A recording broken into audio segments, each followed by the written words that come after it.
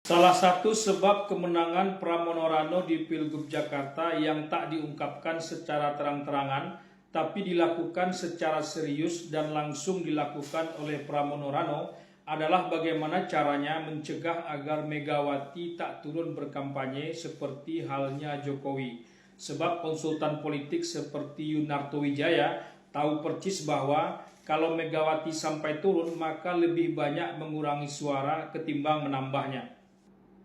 Jokowi turun tapi Ridwan Suswono tetap kalah, bukan salahnya Jokowi lagi. Kalau Jokowi tak turun, kalahnya Ridwan Suswono akan lebih menganga. Jokowi turun tak pula full seperti di Jawa Tengah. Ia segan ada Pramono di Jakarta, sekedar pelepas tanya saja. Prabowo bahkan sama sekali tak turun. Kalau ikut turun, mana mungkin Pramono Rano menang, setidaknya 2 putaran. Kalau Megawati ikut turun, Pramono Rano hampir pasti kalah.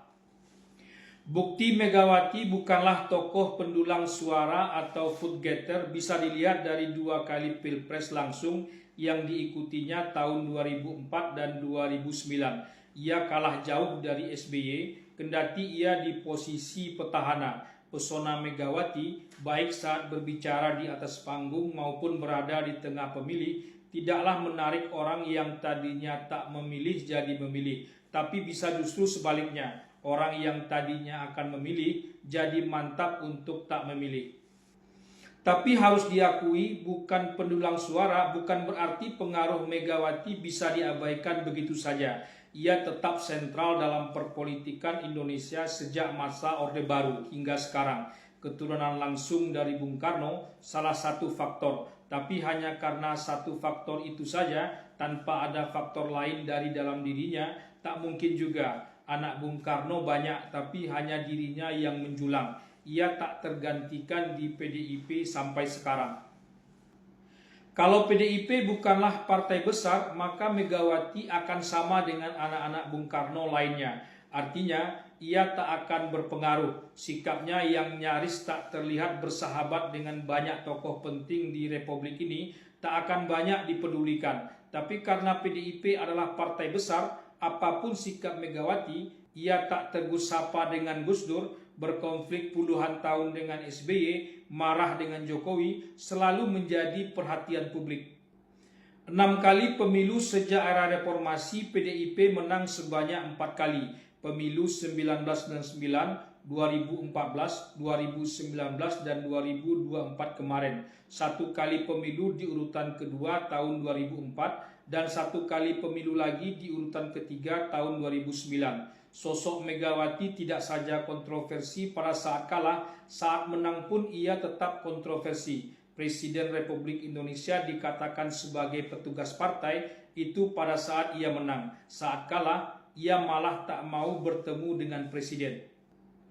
Ada kesan bahwa Megawati tak akan memperlakukan Prabowo seperti SBY. Kalau SBY sama-sama tahulah kita, tak termaafkan oleh Megawati, bekas menterinya tiba-tiba jadi presiden 2 periode. Meski juga belum mau bertemu dengan Prabowo sampai saat ini, kalau dalam catatan adik Prabowo, Hasim Joyo Hadikusumo, sudah 2 tahun. Berarti saat ini sudah tahun ketiga. Megawati dan Prabowo tak bertemu. Bukan maunya Prabowo tapi Megawati. Megawati seperti ingin selalu di atas.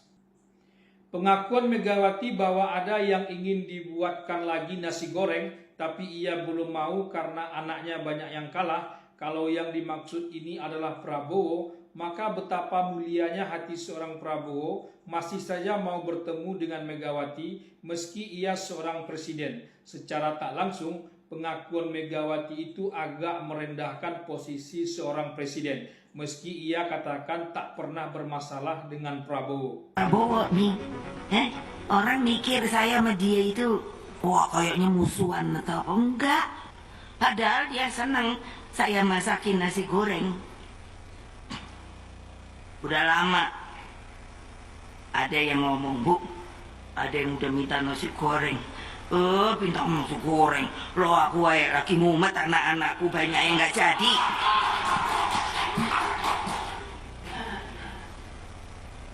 Lah gitu loh. Lah memangnya nggak boleh? Ya boleh. Tapi kan prinsip, Mas, Pende bae aku nang kene we, situ sama lah rame-rame. Apa aku ngerusui situ kan ya enggak toh. Kalau aku perlu situ kan ya enggak perlu ketemu toh. Aku bisa kok ngirim orang sampai gitu deh. Itu apa namanya? Strategi politik. Nah, Tapi begitulah seorang Megawati, tak mau berada di bawah, meski di posisi kalah. Kalah saja begitu, apalagi menang. Wajar saja Jokowi tak kuat secara psikologis berada di bawah Megawati. Yang nyata-nyata menang saja seperti SBY dan Prabowo masih dibegitukan, apalagi Jokowi yang dianggap petugas partai. Megawati bisa begitu karena punya PDIP. Kalau tidak, siapa yang kuat mendengarkan ia berpidato berjam-jam seperti itu? Pertemuan antara Megawati dan Prabowo kalau jadi terlaksana adalah pertemuan bersejarah, bukan bagi Prabowo, tapi bagi Megawati itu sendiri. Akhirnya ia mau benar-benar bertemu dengan Presiden Republik Indonesia. Kalau dengan Jokowi dulu, itu bukanlah pertemuan dengan Presiden Republik Indonesia, melainkan dengan petugas partai. Bagi rakyat mungkin tak terlalu penting, toh sikap politik PDIP sudah jelas mendukung kebijakan yang baik dan mengkritisi kebijakan yang keliru. Semua partai juga sikap dasarnya demikian.